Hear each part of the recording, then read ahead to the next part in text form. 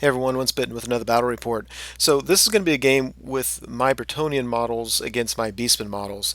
I'm playing the Bretonnians. The Beastmen army is being played by Chaosiv, who is a longtime subscriber for my channel, and he is all the way across the country. So on the Eastern time zone, we start this game around 6 o'clock, or at least start setting up the terrain for the game around 6 o'clock in the evening, and it went all the way till 1 in the morning.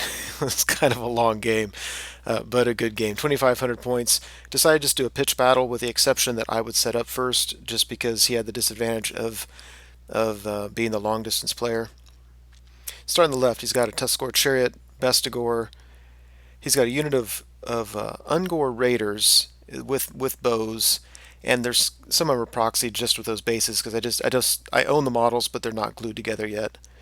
With him, he's got a level 2 Shadow Mage with a scroll. Behind him, he's got a Gorbel BSB with the Banner of Rust, which I thought was very interesting. For one thing, he's pretty easily sniped out, but if I don't snipe him, he could probably wreak havoc against my knights with the Banner of Rust, lowering your armor save by 2.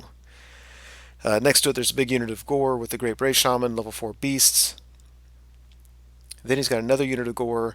This one has his Beast Lord, which basically has a 1-up rerollable, which gives him extra attacks. He's got the Biting Blade, which is -1 to your armor save, and then he's got Crown of Command. So that makes that unit kind of hard to deal with because it just doesn't matter if they're steadfast or not. It's going to be tough to make him run. The only thing I've going for me, though, is he's fairly far away from the Battle Standard Bearer. So even though he's Leadership 9, he, you can fail those and he won't get a reroll. Let's see, 6 Harpies, another Tuskor Chariot, and then he's got on the other side of the river. Sorry for the Hoki River. We rolled up terrain randomly, and I didn't have any good terrain for that. But anyway, he's got some more Ungor Raiders, and then he's got a Jabberslythe. So facing him on my far right, I've got 6 Grail Knights with a Damsel, Knights Errant with the Errantry Banner, Men at Arms, got the Grobledik with 9 Battle Pilgrims. I know there's not a good picture here, but I've got Knights of the Realm. There's 11 of them with my BSB and my Prophetess kitted out, as you can read. Questy Knights next to them, Peg Knights, Archers, and then a Trebuchet behind it. So I Vanguard my Peg Knights up, and we go to Beastman turn 1. So for the most part, he's just moving ahead, trying to get out of that river. Here on the far right, we're treating the hills as if they block line of sight. And so he just put his Jabberslythe there so I could not see him and charge him. I guess the good news for me is that he can't really charge anything else, although I'm not really worried about him charging. And here on the left, it looks like that. He puts his Raiders and his Mage in the building, and even if you see his models around it, for the most part, they're just in the building the whole game. You can see that he joined his Gorbel Battle Standard Bearer with the Bestigors, so now the Bestigors are Strength 6, and there's an additional -2 armor save. So those guys are going to chop through any knight unit that they touch. During the magic phase, he gets Pit of Shades off. It kills, I believe, let's see, I had 11. I killed, I think, 2 Knights of the Realm. Not a huge deal. And we go to Brett turn 1. So for the most part, I just move up. Really, I couldn't charge anything. I'm trying to get up so I can get the charges I want. With his Bestigor and his Gorbel on the far right, I'd really just like to stay the hell away from him and just get to the left as much as possible. One thing I did do, and it was just kind of a mistake, but I declared a charge against the chariot, and when I declared it, I wasn't thinking that I wouldn't be able to fit without also clipping the Bestigors. And so that I was thinking I'd hit the chariot and just blow right on by, maybe even force a panic test. But yeah, that didn't work. So I ended up clipping the Bestigors, which means at best I might kill the chariot, but either way, now I'm going to lose the Peg Knights. So it looks like that. During the shooting, killed a couple Harpies, 3 of them, I guess, because he started with 6. And then my Trebuchet, I aimed it for his middle unit, which is a Gore with his Great Bray Shaman. Anyway, it scattered to the left, killed a couple Bestigor, put a wound on his Gorbel, killed a couple of the Ungor Raiders in the house. And after combat, I felt I got really lucky here. I only did 1 wound to the chariot, so I didn't feel that was lucky. I was kind of hoping to do more there. I forgot to do my stomp attacks, mainly because I'm stupid. But when all was said and done, he won, and I was and I was able to stick. So that was nice. It kind of, if I'm going to sacrifice my Peg Knights, at least it holds this horrible, horrible Bestigor Gorbel unit up. One thing I didn't think about at the time, but the Gorbel starts off frenzied. He now gets an extra frenzy because of winning this combat, and then they're obviously going to win next time too. So he's starting to rack up the frenzy markers. And during the game, I wasn't thinking about that, which is funny because I have played Beastman before. Anyway, we go to Beastman turn two. He moves up. He's a little bit timid. I think he doesn't want to just on the left hand side doesn't want to go up and just get everything charged. On the right hand side, he actually charged his general's unit at my knights errant, and I fled because I think he could have made it by rolling a 9, and I did not want to take the chance of that happening. He charged also with his chariot, and I ended up fleeing from the chariot actually. So he flies his harpies up to redirect my knights so I can't charge his Great British Shaman's unit too quickly. And yeah, there's that. I don't know what kind of redirecting he did, if he tried to redirect somewhere else and just failed it. I don't know. And then he flies his Jabberslythe behind my lines to start forcing those leadership tests. And that's the problem where 8th edition really ruined the Jabberslythe because, like for instance, at this magic phase, my Grail Knights don't have to take the test because they're immune to psychology. My Knights Errant do, but they're within range of my general, so the leadership 8 rerollable. I didn't take any wounds from it. And this brilliant picture is just me showing the left side of the board where basically he did not kill my Peg Knights outright, but he beat him in combat, and because of the angle, they had to flee away from the Bestigors, which took him off the table, along with his frenzied Gorbel and the Tuscarora Chariot. So very happy with that. That means on his next turn, he's going to come back on, but he can't do any kind of charging. So again, if I'm going to lose my Peg Knights, at least it kind of slowed that unit down a little bit. I really think in hindsight, which is always 2020, it would have been much more effective to put that unit right in the middle of the table and just cram it down my throat because there's nothing I have that's going to touch that unit. Anyway, we go to Brett turn two, and I took what I thought was a risky move. It ended up potentially being a huge mistake, but I charged my Grail Knights into his chariot, and assuming I beat the chariot and overrun, he has his Ungor Raiders there, and I'm going to hit them, and his Gore are going to be able to countercharge me. So what I did is I charged my peasants as well as the Grail Relique into his general's unit as well, thinking that I'll be steadfast or stubborn on an 8 and have a good chance of holding them up so that he won't be able to countercharge my Grail Knights. Well, I failed the charge with both of those infantry units, so now my Grail Knights are stuck. I mean, I can overrun, and if I don't and hit those Ungor Raiders, and he's going to hit me in the flank, or I can just reform and let him charge me in the front. Either way is bad news for my Grail Knights. So what ended up happening though was I beat the Tuscarora Chariot, and when I broke him in combat, the Ungor Raiders, even though they had leadership 9 from the general, failed their panic test and ran away. So now I could have overrun, but if I didn't roll high, again he's going to be able to charge me in the flank. So instead I just restrained and faced him. And there are the Ungor Raiders running away. I really appreciate them contributing to the cause. So we go to Beastman turn 3. It looks like this. On the right, his general's unit charges my Grail Knights. On the left, his Harpies charge my archers. And otherwise, his Gore units are just sitting as you can see. So there's the charge. I am really, really, really worried about this combat. The nice thing about the Grail Knights is I can have all of them can act like champions, and so I can issue a challenge and tie his Beast Lord up from killing the whole unit. The problem is this first turn he's got a champion, so he accepts the challenge with the champion, and his Beast Lord is free just to pound on that unit. Over here on the left, I had to use the flash of my camera, you can tell, because the lighting was just so bad. Anyway, his Gorbel and his Chariot come back on the table and move up. And you can see, I don't know, it's not really going to matter, but his level 2 has a wound on him. I think it's during the magic phase he got something irresistible force, took a wound. There's the 3 Harpies charging my peasants. I was actually somewhat optimistic about this. He's at -1 to hit, so he's sitting on 4s. And he starts off with a charge, I start off with a rank and a banner. And I know units are not great, but, there's still a lot of attacks coming at him. After combat, it looks like that. He came in, he did, I think, 3 wounds, which was slightly above average. I did 2 wounds on him, which is, with peasants, certainly above average. I think I won, or I think he won, and I was steadfast. Generals nearby with reroll. Either way, that's what it looks like after combat.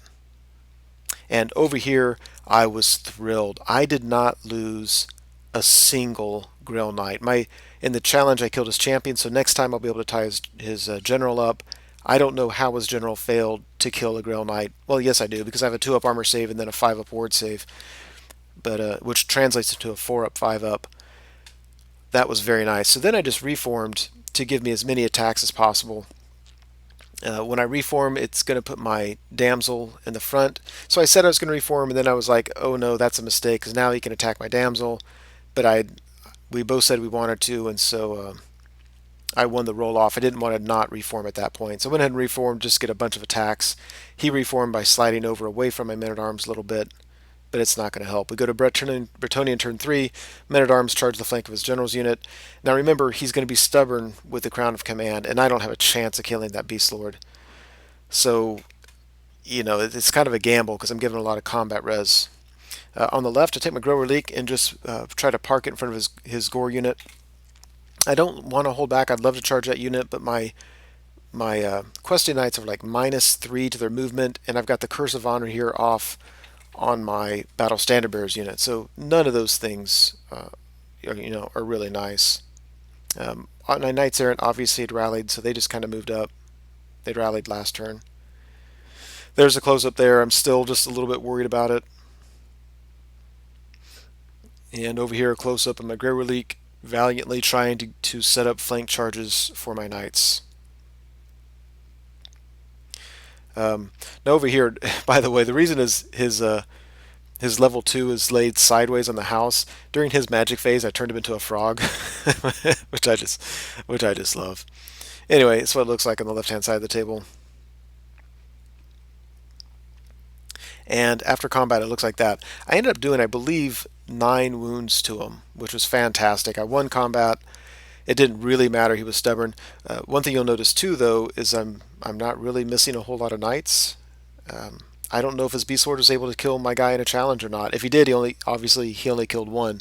I don't think he did. He was able to put a wound on my damsel, so she's almost certainly going to die next turn. And we go to Beast turn 4. So, yeah, he decides not to charge anything with his Gore unit. He opts instead to pull his general out, and I thought that was just fantastic, because what that allows me to do is, if I charge my Knights Errant, which is at the rightmost knight unit, and my Grower Leak at his Gore unit, it frees up my Knights of the Realm to charge his Great Bray Shaman, and I'm not that far away. If you see his Gore unit, the red banner, the Bray Shaman is just on the other side of that. Now, a problem that happened there, and this is just an issue with long-distance games, is he asked if I could see something, and I said no. And what he was asking was, does the Grey Relique block line of sight to his Great Bray Shaman? And I didn't know. I thought he was asking something else, and so he moved him out thinking I couldn't see him. So on my turn, I did not charge him because I didn't want to, say too bad for you. So anyway, it looks like that. Yeah, this time my peasants, they were able to kill the last harpy, but now they're getting charged by a chariot, and then the trebuchet is getting charged by the Jabberslythe, which I don't care. That trebuchet, besides putting a single wound on his Gorebull, has done nothing all game. Just nothing. Just scattered everywhere. At the end of combat, it looks like that. The trebuchet's gone. My peasants decide just to reform to give ranks so I can be steadfast for a while longer, because they're still in range of the general and the battle standard bearer, and there's 2 wounds on that chariot, one from the Peg Knights, one from these peasants, so I might actually get lucky and be able to kill the chariot. Now over here, this was crazy. First off, kudos to my opponent in the magic phase. I want to say he had 7 dice to my 6, and he owned me in that magic phase. He got... and I don't remember how it happened, except that he would get a spell off and it would force a hard decision. I think I went for it and was unable to dispel, and then he just got everything he wanted off. But basically, he got Savage Beast of Horus off on his general, +1 strength and toughness off on the unit. I thought I was being clever. I accepted a challenge with my damsel because I knew she was going to die anyway. And so his Beast Lord didn't kill my Grail Knight unit. He just killed my Damsel. But those Gore killed 4 Grail Knights. It was crazy. They killed 4. I lost my banner from fleeing. Maybe they killed 3. Whatever it was, way too many for my taste. So the Grail Knights broke from combat. The men at arms were steadfast, but now, yeah, now that's crazy. And he's got another turn with all those buffs on there. So this flank over here is not looking good for the Bretonnians. So we go to Bretonnian turn 4. I charged the Grow Relique and the Knights Errant and my Knights of the Realm into his Gore unit. Remember, my Knights of the Realm couldn't charge his Brave Shaman because they couldn't see him. I needed to roll anything except 3 ones to get into combat, and I rolled 3 ones. Total horse riding fail on these stupid knights that are supposed to know how to ride horses.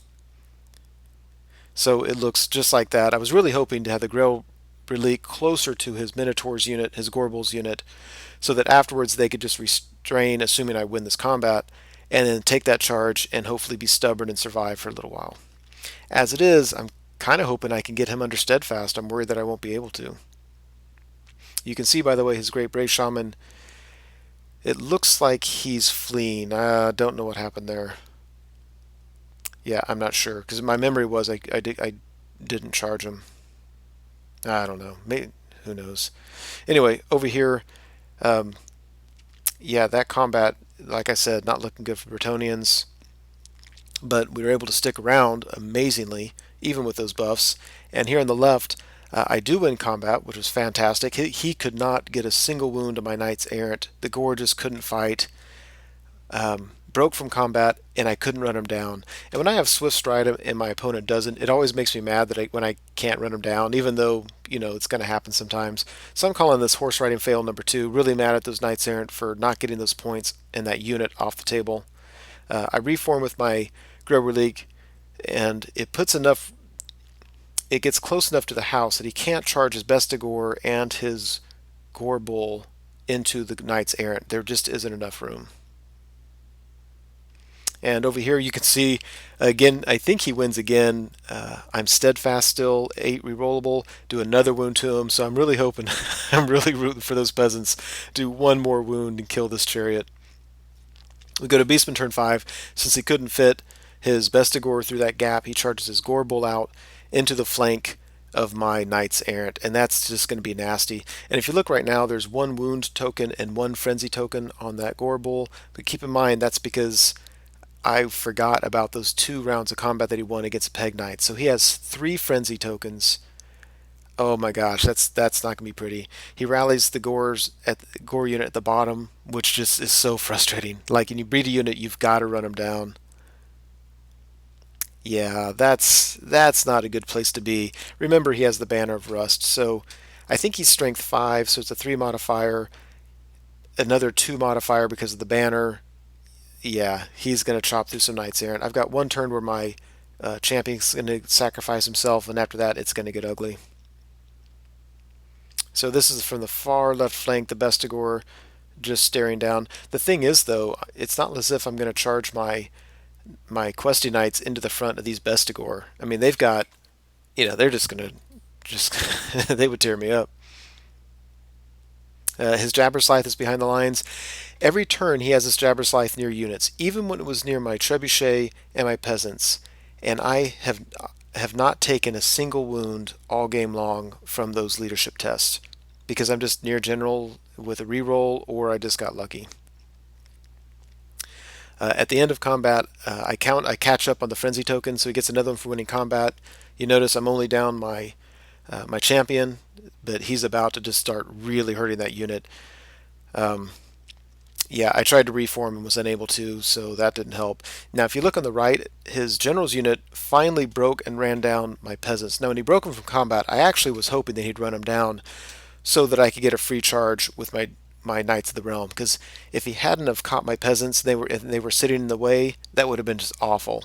They just. But now, anyway, my turn. I'm going to be able to charge my Knights of the Realm into his general's unit. Hopefully, be able to get past that stubborn 9. So there on the left, I was not able to kill the chariot. He was finally able to break those guys and ran down the archers. And Bretonnian turn 5 looks like this. The Grower League on the left charges the house, because remember, he just has a level 2 with 1 wound, and he's got his Ungor Raiders. The problem is when I went into combat, I forgot to attack. I forgot to allocate attacks to his spellcaster, which is just frustrating. On the right-hand side, you see my Knights of the Realm charge his general's unit. There's a close-up of the Grower Leak. Close-up of this. I'm not worried about winning combat. I'm not worried about him being steadfast. I'm worried about him. He's just stubborn 9. And the only hope I have is that, you know what, you can still roll a 10, 11, and 12. There's no reroll around. So this weird picture just goes to show the spellcaster and those 3 Ungor are still in the building. He was stubborn, of course, being in the building, and so he won combat, and I just backed off an inch. But I put the models over here just to show that he has very few Ungor Raiders left. Not that it matters. Now during the magic phase, I was able to get the comet off. You'll notice that I haven't said much about my magic phases. I've just been doing awful. I'm just getting no spells off, no magic support. Completely my fault. But I finally got the comet off, and I just love that comet has a real good chance of killing the Gore Bull. My Knights Errant got lucky and did 1 wound to him. He still has a couple left, and my only chance of killing him is for that comet. So I'm really hoping during his 6th turn the comet will help me out. Otherwise, you can see he's got 5 frenzy tokens on him. You know what? Amazingly though, I still have 6 Knights Errant left. So I started with 12. He killed the champion. That means I had 11. So no, he killed 5 of them this turn. So my Knights Errant are not going to last against him. And over here, yeah, what's up with that? I beat him in combat. He fails his leadership 9, which is going to happen. That was the big stroke of luck. Yes, I needed that. And I failed to catch him. Swift Stride is doing me no good whatsoever this game. Even if I wasn't Swift Stride, you still have better than average odds of catching units because you win in case of a tie. Horse riding fail number 3. I break his Stubborn Lord in combat. I have the chance to get a Gore unit and his general off the table, and I don't catch him. So we go to Beastman turn 6. The Gore unit that should have been dead a long time ago if my Knights Errant knew how to ride their horses. They come back to seek their revenge with a flank charge in the Knights Errant. He rallies his general's unit, of course. His Bestigor coming to the flank of the Grevelik, and that is not a good place to be if you're a peasant. Yeah, there's that. That's not going to go well. My only hope here is that he doesn't kill the whole unit and I break from combat and just run away and get away with Swift Stride.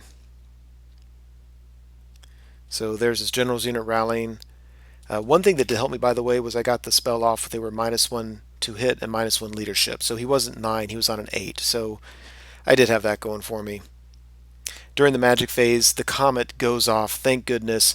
It pops. It kills a couple Knights Errant. I could care less. Kills a handful of Gore. It kills the Gore Bull thrilled. It killed a bunch of my peasants. It killed some Bestigor. None of that matters. It killed the Gore Bull. At least now my Knights Errant have a chance to survive. So I lose combat, which is what I hoped for, and then they couldn't outrun the Gore. Horse riding fail number 4. Are you kidding me? The Bestigor come in, beat up on the poor Grower Leak. They kill all the battle programs. The Grower Leak is down to 1 wound. It will certainly die on my turn. So we go to Bretonnian turn 6. I go ahead and charge again into his general's unit. I'm hoping in the magic phase to get the -1 leadership off, so it'll be leadership 8. I bring the questy knights in just to make sure I don't lose combat and to provide me a champion to accept the challenge, because his general killed my Knight of the Realm champion last time. I do not want to get my BSB in a challenge with his general. Yeah, so basically I'm almost certainly going to win. He's going to be stubborn, and then I'll either break him and catch him or not. So on the left-hand side of the board, it looks like that. The Grower Leak is dead. Yeah, there it is. No more Grower Leak. And we go to the right, and I wasn't able to get anything off in the magic phase. I'm -3 to my weapon skill because of his last magic phase on my Knights of the Realm. And yeah, I win, he sticks, and the game ends right there. Ends up being a crushing defeat for the Bretonnians because I just didn't have, I had 2 characters left. And just really what you see here is everything I have on the table. He still has almost everything. He lost some chaff units, but everything that mattered, he still had. Um, I don't know if the report can convey, really how the game went. I felt that Achaeo Civ played a really, really good game, a very strategic game. Some things I would have done differently. I think, I know from Bretonnian's point of view, I was really, really worried about the best score in the Gore Bowl, and because he put them on the left flank, they didn't really see a whole lot of action. I put them in the center and cram them down my throat probably would have been a better thing to do. But what does it matter? He won the game. I'm not going to blame my knights' inability to ride their horses on the whole game, although it certainly would have helped. Nevertheless, a real fun game. The Skype thing is getting smoother in terms of logistics, but I need to figure out how to make the game so they don't last quite so long, so that it's more feasible to play like that, and I can play more of my YouTube subscribers in games. So anyway, that was it. Hope you enjoyed it.